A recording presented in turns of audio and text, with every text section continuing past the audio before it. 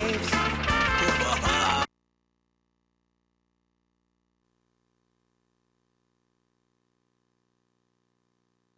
Wiggles and their friends were relaxing after a show.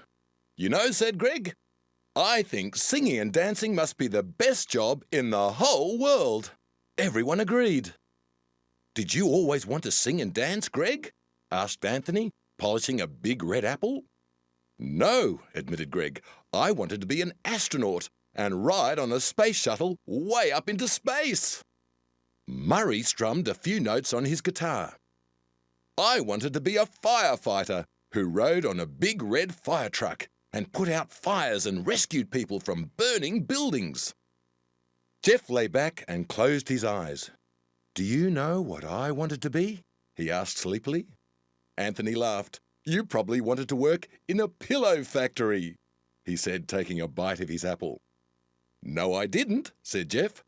"But I did want to be a famous athlete and play for Australia." "What about you, Anthony?" asked Henry the Octopus.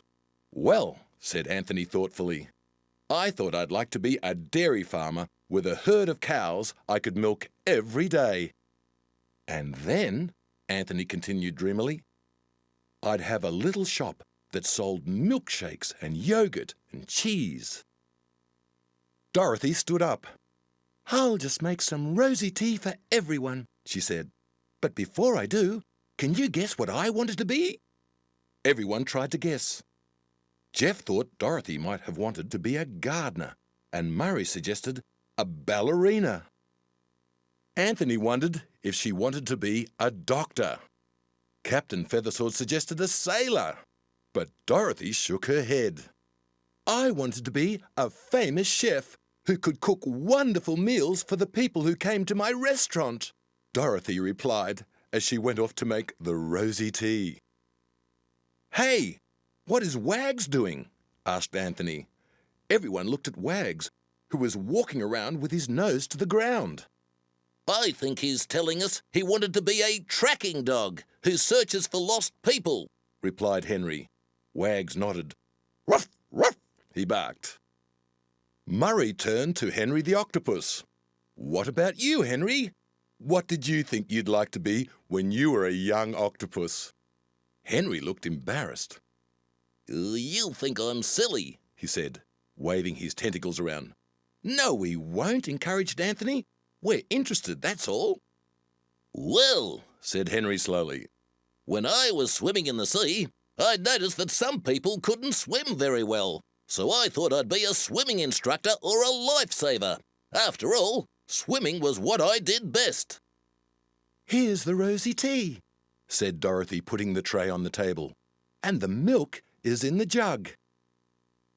Just then, Dorothy noticed that Captain Feathersword was sitting quietly by himself, not saying a word. "What's the matter, Captain? You're usually the first to pour a cup of rosy tea. Aren't you feeling well?" The captain gave a deep sigh.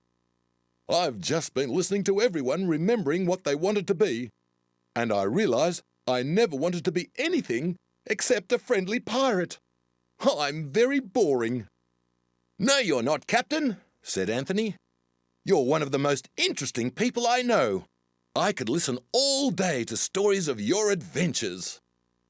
Sometimes people do change their minds about what they want to be, and sometimes they know right from the beginning, just like you did.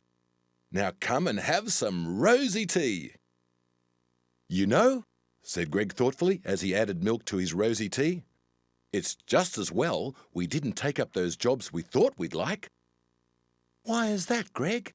asked Dorothy. "Because if we had, we'd never have known that we could all sing and dance and make music.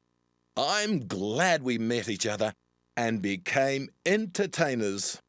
"So am I," agreed Murray, picking up his guitar. "But we'd better get moving. It's time for our next show." As the Wiggles and their friends began to sing, the audience clapped and cheered. Greg was right, Anthony thought to himself. This really is the best job in the world.